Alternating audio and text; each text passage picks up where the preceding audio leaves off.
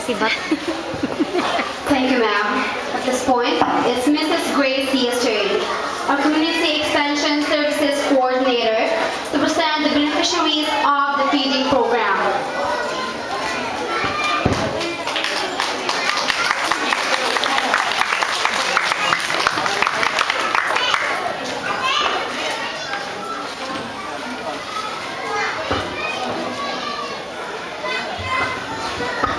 Maayong hapon sa atong tanan, no? Parents, pupils, mga barangay officials, staff, and mga teachers sa mga naadiri bisita karon na